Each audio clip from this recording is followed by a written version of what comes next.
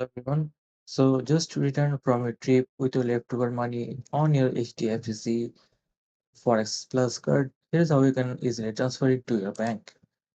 So if you are an HDFC bank customer, the easiest way is by calling the phone banking number.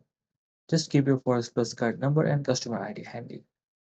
Now, if you prefer doing it offline, just walk into the nearest branch, fill out the form, and submit it with your Forex card and ID proof.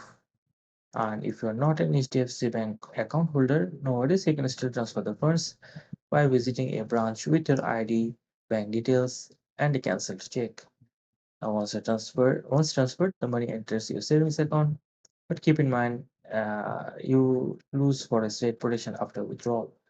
And if you are a frequent traveler and the balance is just under 2000, it might be smarter to keep it in the card for your next trip to avoid currency repurchase charges.